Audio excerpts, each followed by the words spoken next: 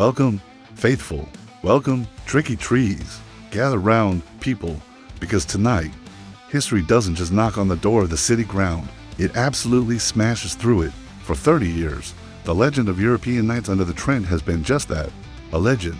A story passed down through the generations of the Garibaldi army. But tonight, it becomes reality once more. We stand on the precipice of a momentous occasion, a full-circle moment for a club built on continental glory. Yet, there is a tension in the air thicker than the fog over the River Trent.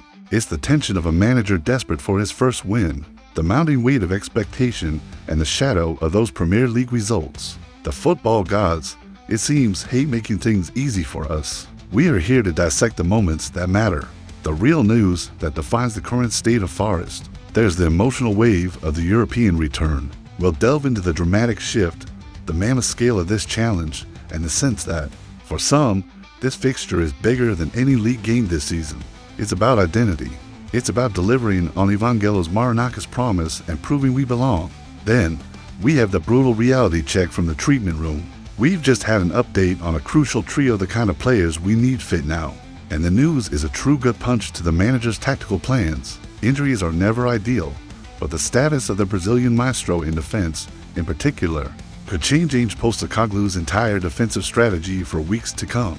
We need to face the harsh truth about the depth of this squad with European focus. And speaking of the gaffer, the pressure gauge is nearing red. Postecoglou has been defiant, but the reaction has been mixed. We've heard the boos, we've seen the frustration.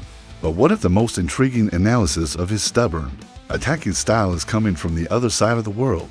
A foreign verdict has landed, labeling his current project dominant, despite the losses. Is the truth out there, away from the immediate heat of the Premier League furnace? Is it truly a matter of time? We need to ask, is Ange Postecoglou a man out of time, or simply a man ahead of his time? Your comments below will tell the story of the paper's daring right. Hit the like button if you back his philosophy and tell us what result tonight buys him time. Finally, we have the transfer game. The January window is still months away, but news is swirling. There is a persistent and fascinating rumor doing the rounds, a story that puts Forest squarely in the path of a major competitor, Tottenham Hotspur, for a vital January signing. This isn't just about a player, it's about the club's ambition and its willingness to compete head-to-head with the so-called six big. Even now, it's the final piece of the puzzle, the double-edged sword of ambition that defines this new era at the city ground. We'll save the name for the end, trust me, because this one needs its own spotlight. But first, let's stop looking at the table and start looking at the pitch. The city ground awaits. The first reveal will define tonight's atmosphere. Music swells and then cuts abruptly stop. Take a deep breath. This is not a drill. This isn't an 80s rerun. We are in the 21st century, and the mighty Nottingham Forest are finally back where they belong under the floodlights. With the city ground roaring, tonight, we host FC Midtjylland. And let's be brutally honest, this fixture is absolutely everything. It transcends the 3 points. It is the first home European game in almost 3 decades, since 1996. Do you realize how long that is? Entire generations of supporters have only heard the stories of Klau's magic, of the European Cup folklore. Tonight, they get to write their own chapter. The weight of this moment is incredible, and the players feel it.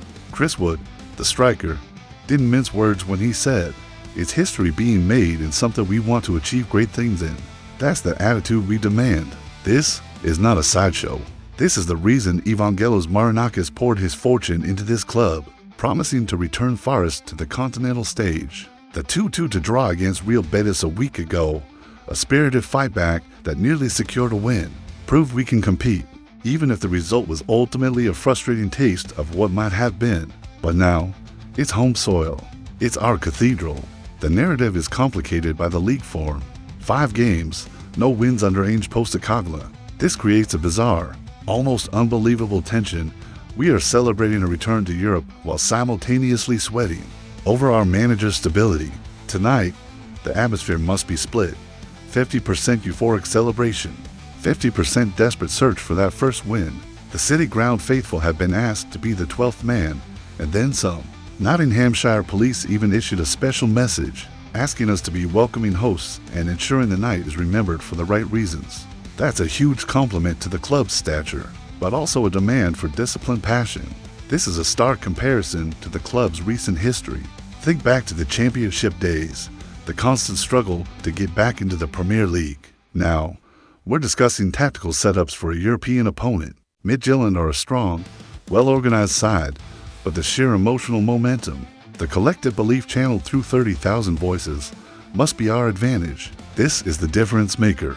This is where the manager needs the crowd to help the players navigate any shaky moments. We have to be the force that breaks the winless cycle. A win tonight wouldn't just mean 3 points. It would be a seminal moment, a declaration that the Postecoglou era has truly begun, separating the European campaign from the domestic turmoil. It's the moment the players can look the fans in the eye and say, the journey is real. Do you think the historic atmosphere alone is enough to drag Forest to a victory? Or does the Postecoglou system need to click first? Comment now and tell us if you've got the jitters yet. If you thought the pressure of history was big, wait until you hear who Postecoglou definitely won't have available for the fight. Right? From the romance of history to the harsh reality of the injury list, football is a cruel sport, and a single muscle strain can derail weeks of planning. The official injury update ahead of this massive European night has clarified the situation on some key players, and frankly, the news is a stomach punch for Ange Postecoglou.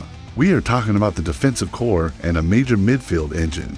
Specifically, 3 names stand out in the pre-match reports: Murillo, Douglas Luiz, and Oleksandr Zinchenko. The most critical situation belongs to defender Murillo. Reports suggest a positive sign, hinting he might be available to face Midtjylland. But the fact that his fitness is a question mark is a terrifying prospect.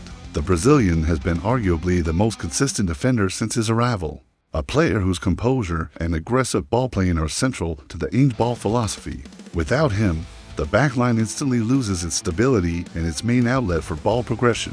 Postecoglou needs a fit Murillo to make his high defensive line work. If he's a late scratch or plays at less than 100%, the tactical risk is enormous. But Murillo's potential availability is quickly overshadowed by the definite absences. The news on Douglas Luiz and Oleksandr Zinchenko is far more concerning. Both players, key pieces of the summer recruitment strategy, are now reportedly sidelined until mid-October with thigh and adductor issues, respectively. Luiz's absence removes a crucial link between defense and attack from midfield, a player who dictates the tempo and controls the middle third. His energy and passing range are irreplaceable in this system. The loss of Zinchenko at left back is equally unsettling, as he provides the positional flexibility Postecoglou demands, often tucking into a central role during attacks. The manager himself admitted the extent of the issue when discussing another defender's absence. Postecoglou conceded that Ola Aina's long-term injury has already disrupted the back line. Now, add Luiz and Zinchenko, and you have a manager trying to build a new system with a constantly shifting core. He cannot build consistency if his most important components are cycling in and out of the physio room. It's not just about cover, it's about cohesion. We know Postecoglou hates excuses, but this injury sequence is a true mitigation for the winless start. He is being forced to rely on players who were slated for rotation, or simply shouldn't be bearing this much load this early in the season. The predicted sheet for tonight shows the adaptation. Key players like Morgan Gibbs-White are expected to return, while others may be benched entirely to manage minutes. It's a desperate juggling act. We are seeing a team of fantastic individuals struggling to function as a consistent unit, and the injury pileup is the key culprit. If Murillo is fit to start tonight, does that one player's inclusion calm your nerves enough to predict a Forest win? Give us your score prediction now. The manager is dealing with a half-fit squad, but his conviction remains absolute. His philosophy is being scrutinized by pundits, but there is a distant voice offering a surprisingly positive counter-narrative. The heat is on. 5 games without a win. Premier League pundits are circling like vultures, questioning the style, the changes, the manager. But what if the only way to truly understand what Ange Postecoglou is building is to step away from the immediate pressure cooker of the city ground? An intriguing analysis has emerged, not from the British media, but from the manager's homeland, Australia, and their verdict. It's not defeatist, it's defiant. The Australian media, notably Fox Sports, have lauded Postecoglou's unshakable attitude, even quoting the manager as saying the team was dominant in every respect. In the loss against Sunderland, despite the 1-0 scoreline, dominant when they lost to to a newly promoted side? Yes, this is the central tenet of the Ainge ball philosophy that the Australian media intimately understands from his time at Celtic and with the national team. They are not looking at the score. They are looking at the metrics. Think about it. Against Sunderland, Forest had 65% possession, 90% passing accuracy, and created 22 shots on goal. These are numbers that scream dominance by any statistical measure. Postecoglou's argument and the defense from the Australian media is that the system is working, the creative output is there. The only thing missing is clinical conversion. It's not a philosophy issue. It's an execution and confidence issue. This international perspective is vital because it reframes the narrative. Postecoglou isn't being stubborn for the sake of it. He is sticking to a high-risk, high-reward system that has brought him success everywhere he has been. He compares the current situation to his early struggles at Celtic, calling it familiar territory. He understands that shifting an ingrained culture of counterattacking football takes time, faith, and a refusal to compromise on principles. He is trying to change the engine of a car while driving it at 100 miles per hour, and there will always be turbulence. The criticism is simple. Forest's conversion rate is too low. The system creates the chances, but the strikers aren't taking them. Until that confidence returns, the scorelines will contradict the stats. But if the team continues to dominate possession and chances, the goals will come. This is the faith the manager is asking the club and the fans to have. The boos heard after the Sunderland defeat were understandable, driven by frustration. But this counter-narrative from overseas suggests that frustration is focused on the wrong target. Do you agree with the Australian media that Postecoglou's system is fundamentally dominant and just needs better finishing? Or do the Premier League results prove the philosophy is too risky right now? I want to know your core belief. Is it tactics or is it luck? While the media debate his methods, one figure has come forward with an intimate defense of the manager, praising the intense dedication of a specific player.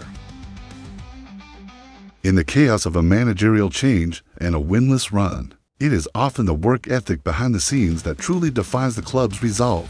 The pressure on the players to adapt to a demanding new system, the Ainge ball, is immense, requiring a huge physical and mental shift. And now, a fascinating story has emerged, a high-level compliment from an unexpected source about one specific Forest player's commitment.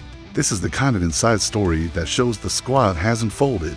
Reports indicate that an unnamed manager from a rival team, though it is strongly hinted to be an opposing gaffer or someone close to the situation, singled out one Nottingham Forest player for deep praise. The quote is simple yet impactful. This player is giving absolutely everything, even risking injury, for the team's cause. That is a powerful, almost worrying display of dedication. Who is this player? Details are scarce, but the profile suggests someone crucial, perhaps playing through a knock or overexerting himself to compensate for the major absences we discussed earlier, like Luz or Zinchenko. Could it be Morgan Gibbs-White, who recently committed his future to the club and is known for his relentless running? Could it be the tenacious Murillo, battling back from a knock to solidify an unstable backline? Or perhaps a veteran desperately trying to set the standard? The player's identity is less important than the message. This story confirms the crucial points about the current Forest dressing room. They are bought in, despite the winless start. The key players are fully committed to Postecoglou's high-demand approach. They are running themselves into the ground, showing the demanding admission that the training pitch is now an intense environment. This is not a team ready to give up on their manager. The system takes a toll. The even risking injury complement highlights the physical cost of this transition phase. The pressing is intense, the defensive line is high, and every player is expected to cover vast stretches of the pitch. This level of output is why injuries are beginning to mount up. The dedication is admirable, but it raises a question of sustainability. Can this club maintain this intensity without burning out the squad? The manager's job now is to harness this immense dedication and point it toward a win tonight. The compliment from an outside manager serves as a defiant internal rallying cry. We are giving everything. This is the spirit of the city ground. It is the spirit that created European champions. That dedication, that willingness to risk everything for the shirt, is exactly the emotional currency the fans will return tonight. It's not just about skill. It's about heart, graft, and belief. If you were Ainge Postecoglou, would you publicly reveal the name of the player who is risking injury to motivate the others, or keep it secret to protect them? Tell me your management strategy. That level of dedication is what Forest needs to match the ambition at play in the transfer market. And the biggest rumor we've seen in months suggests we're gearing up for a January war. With one of the Premier League's biggest names, brace yourselves for the climax. Right, we've covered the history, the injuries, and the manager's audacity. Now, let's talk pure, unadulterated ambition. Because while the current team fights for a win tonight, the club's scouting department is already in a bidding war with the Premier League giant for a major January signing. This isn't just a rumor, it's a statement of intent that defines the new swagger at the City Ground. Reports originating from Sport Witness claim that Nottingham Forest have officially emerged as a rival to Tottenham Hotspur for a major January signing. Pause for emphasis. Yes, you heard that correctly. We are now competing on a level playing field, or at least trying to, with the traditional Big Six for a player considered a high-impact winner signing. This is the new reality under Evangelos Marinakis, whose massive financial backing and European push have given Forest the audacity to enter these high-stakes negotiations. The rumor is cautious, though, noting that Spurs are currently ahead of the game, but the fact that we are at the negotiating table is the real story here. This potential transfer war is the perfect summary of Forest's current financial and athletic duality. On one hand, we are battling relegation and chasing a win under a new manager. On the other, the club is a global entity securing major international partnerships, such as the recent deal with Dubai-based construction firm Object One to sponsor the academy. That commercial ambition demands and funds high calibre recruitment, going after the same targets as Tottenham signals that Forest sees itself as a future European regular, a club no longer content to just survive. The type of player targeted is usually an indicator of the manager's needs. Given the defensive woes and the absences of Luz and Zinchenko in midfield, the likely targets are players who will instantly fit Postecoglou's high press, high possession system, a dominant central midfielder, an attacking, versatile fullback. The specific player's name remains secret in the initial reports, but the strategic decision is clear. Forest will not settle for cheap fixes. They are targeting genuine quality to instantly elevate the squad and correct the structural frailties exposed by the current injury crisis. The challenge is immense. Tottenham, with their Champions League revenue and London appeal, have obvious advantages, but Forest can offer guaranteed game time and the chance to be the cornerstone of a historic project. Morgan Gibbs-White recently snubbed Spurs' interest to sign a new deal, proving the emotional appeal of the club is powerful. This January pursuit will be the ultimate test of Forest's newly acquired financial muscle versus the traditional pulling power of the established elite. This brings us to the fundamental question as we approach tonight's massive European showdown. What does this entire week, the historic return, the devastating injuries, the manager's audacity, and this aggressive transfer rumor say about who Nottingham Forest is now? It says we are a club defined by conflict, the conflict between history and the future, the conflict between global ambition and Premier League reality, the conflict between a demanding manager and an injured squad. We are a project, not a finished product, and every week is a fight for survival and glory. The City Ground floodlights are on. It's time to choose. Do you back this ambition? Hit the like button, comment your dream January signing, and subscribe so you don't miss the moment we break the news on who the real Tottenham target is. We'll be back next week to dissect the result against Midtjylland and see if Postecoglou finally got his first win. But next time, we promise to reveal the shocking identity of the player Ange Postecoglou tried hard to sign for. Celtic, a story that hints at a future Forest transfer target. Up the tricky trees.